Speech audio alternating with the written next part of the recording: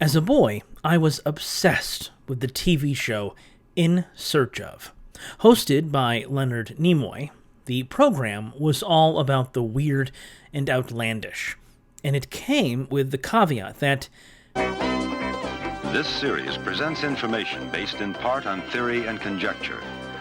in the span of about 30 minutes, Nimoy would cover topics ranging from the disappearance of Amelia Earhart, to Bigfoot, to the Garden of Eden. One of the more memorable episodes was episode 19 of Season 3, Noah's Flood. According to the Bible, God said unto Noah, "Make thee an ark. Behold, I do bring a flood of waters upon the earth." No written word has survived as much skepticism as the story of Noah's Ark. A century ago, scholars dismissed it as a quaint old legend. Then, evidence of its authenticity began to appear. In 1870, a young British clerk found an ancient account of Noah. Recently, divers in Florida found human bones submerged by an Ice Age global flood.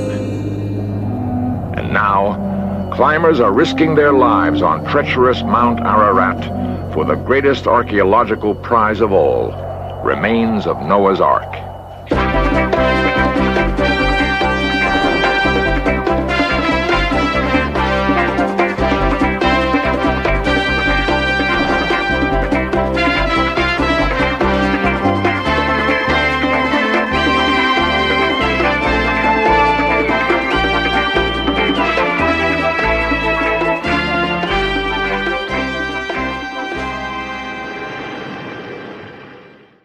There, Nimoy covers not only the flood itself, but also the ark built by Noah at the behest of God, as well as the modern search for the vessel, which, per the biblical story, came to rest on the mountains of Ararat.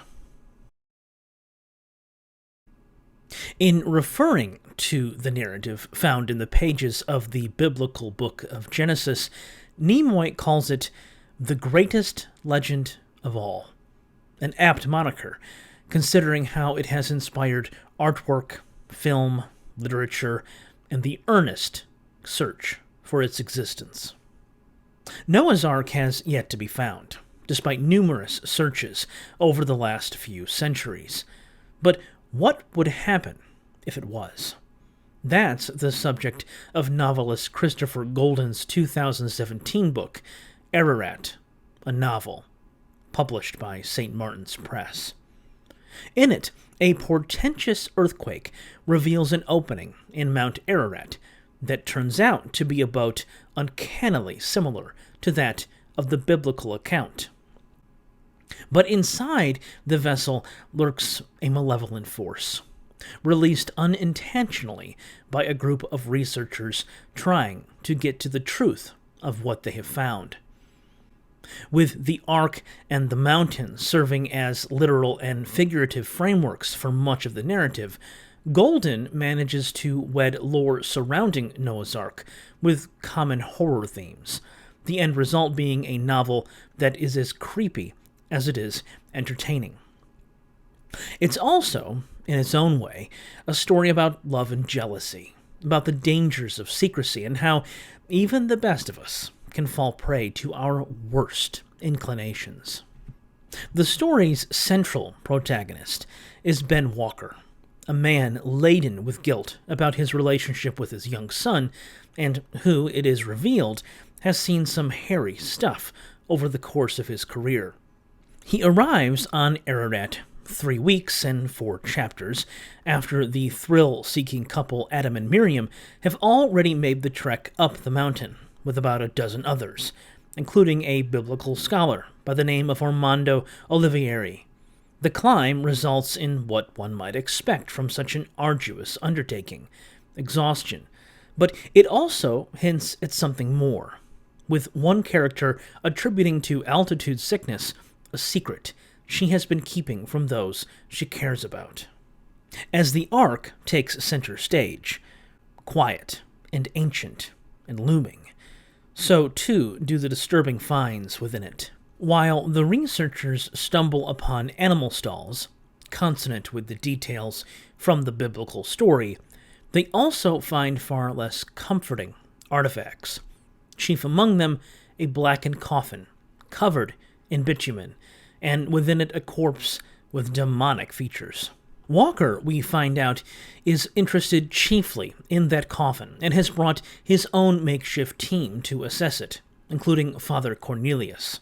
The priest enjoys some measure of expertise in ancient languages and has come to aid in the translation of text written in a strange dialect on and in the coffin. But as soon as Walker arrives on the scene, trouble ensues.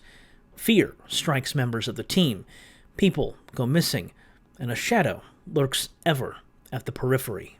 While work continues in the Ark, the temperature outside plummets, even while tempers within flare. Adam and Miriam begin to feel alienated from one another. Olivieri and Father Cornelius battle over syntax, and debate over what to do with the cadaver rages. How much of this is the demon at work, and how much of it is just human nature, is left up to the reader. While much of the conflict can be attributed to people being people, the demon surely puts its stamp on the growing body count. The race begins to not only stop it from destroying them all, but also to leave the Ark, even while a blizzard rages outside. Can they make it down intact? How many of them will fall? Ararat is undoubtedly one of the most stressful horror novels I've read. Toward the end of the book, as the team descends the mountain, and with them the malevolent spirit, I found myself reading as fast as I could, hoping somehow that by rushing through page after page, I would save the characters, my expeditious reading hurrying them along safely to the mountain's base. With every turn of the page, my anxiety grew as I feared that lurking in the ensuing words would be the demon, working its evil to destroy Walker, Father Cornelius, Adam, Miriam, and the rest. The core of the novel is a masterclass in how to write in a way that the reader feels acutely the anxiousness and anger experienced by the characters. I think my shoulders are still sore from where I carried those unpleasant feelings. As someone whose main interests lie in biblical studies and ancient history, most tantalizing about Ararat were the ways in which those fields intersect with the horror in Goldin's novel. The most obvious example comes from the title of the work itself. Few readers in the West, I would venture to guess, could hear the word Ararat and not think of Noah's Ark. The mountain is a veritable metonym for the story from Genesis. Additionally, and despite the taming of the story of the deluge in modern culture, Goldin's appropriation of Noachian imagery for the purposes of horror storytelling is in keeping with the mood of Genesis chapters 6 through 9. Indeed, the violence that permeates Ararat is of a kindred spirit, pun intended, to the violence of Genesis, both that which stirs regret in Yahweh and that which the deity pours upon the world of men itself. It is not only the biblical text with which Goldin is familiar, and from which he derives inspiration, but pseudepigraphic and rabbinic texts as well.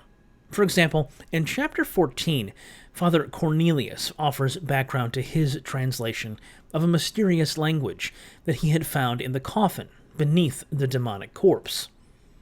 Most of what's there, what was beneath the cadaver, is a history, he tells Walker and the rest.